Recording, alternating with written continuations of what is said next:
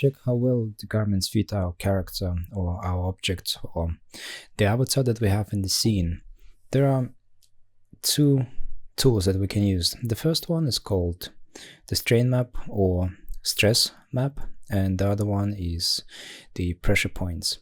The first tool, the strain or stress map, points out the problematic areas on the garment. It points out some areas that are what Marvelous calls unwearable, and those areas, they are colored in red, and we can see the scale on the right side. We have the 100%, which is good, and 120 means that the garment is simply unwearable, and it's easily understood in here.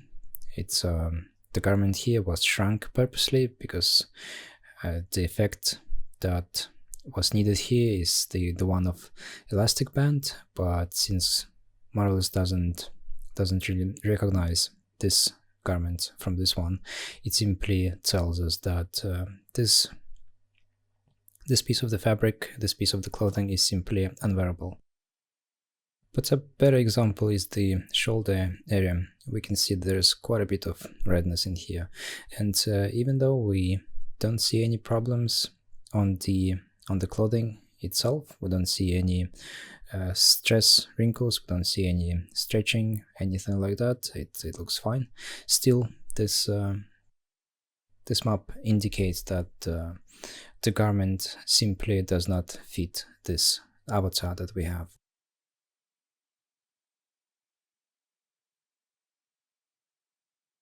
These tools are great for animation purposes. If the end result is to be used in animation, then the stress map and the pressure points are quite handy. And let me give you an example. I'm going to import a version of the avatar with the arms lift up, and we can see what happens then.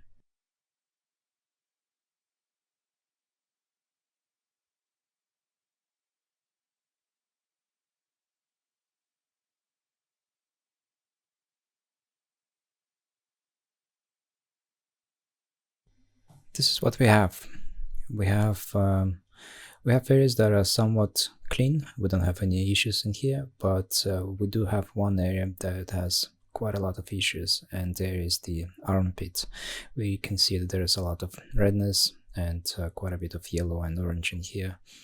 And as I mentioned, if this was to use for animation, then the area had to be fixed right away. This simply wouldn't work if the character was moving always, and if he was to lift his arms even higher, then the whole garment would just simply fall apart, because it's not a good fit. It's not what he was supposed to be doing when I was creating the avatar and when I was creating this testing garment for him.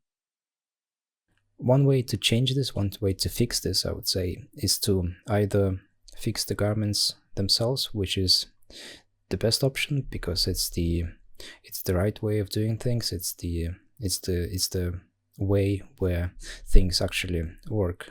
But this might require quite a bit of time. This might require quite a bit of restructuring, and if we have layers and layers of clothing, this could be a big headache.